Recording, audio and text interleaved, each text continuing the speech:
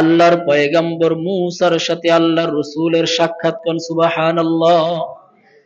মূসা পয়গম্বর আল্লাহর রাসূলকে দেখার পর হাউমাউ করে কান্না শুরু করে দিছে। তিনি কান্নাকাটি শুরু করে দিছে। আল্লাহর রাসূল মূসাকে বলে, ভাই মূসা তুমি কেন কান্না শুরু করছো?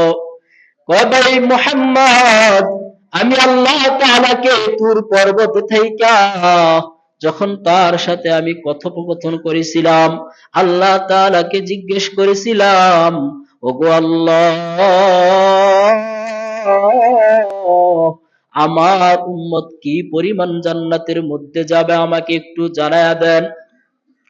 আল্লাহ তাআলা আমি মূসাকে জানায়া দেন, মূসা তুমি যখন তোমার উম্মতদেরকে দেখবা, তাদের দূরত্ব দেখতে থাকবা, তারা এই পরিমাণ জান্নাতে যাবে, তুমি তাকায়া দেখবা তোমার চোখের দৃষ্টি সীমানা ছাড়িয়ে গেছে, তারপরেও তোমার উম্মতের কাতার শেষ হয় না, তোমার উম্মত এই পরিমাণ জান্নাতে যাবে। সুবহানাল্লাহ।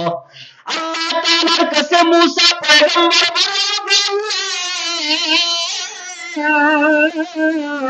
আমার উম্মতের চাইতেও কি বেশি কোন নবীর উম্মত জান্নাতে যাবে?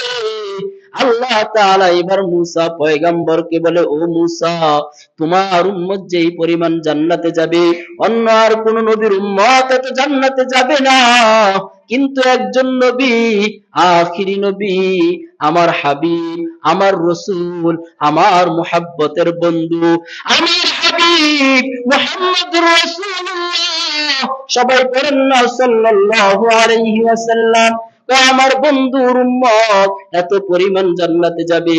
ও মূসা তুমি সামনে তাকাইবা, খালি উম্মত আর উম্মত দেখবা, তুমি ডান দিকে তাকাইবা, খালি উম্মত আর উম্মত দেখবা, তুমি বাম দিকে তাকাইবা, খালি উম্মত আর উম্মত দেখবা, তোমার চোখের দৃষ্টি সীমানা পার হয়ে যাবে, তারপরও খালি উম্মত আর উম্মত দেখবা।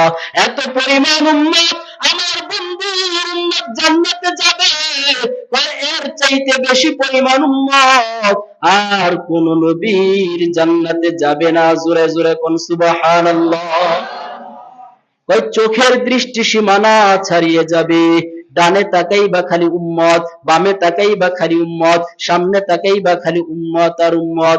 এত পরিমাণ উম্মত নিয়া আমার বন্ধু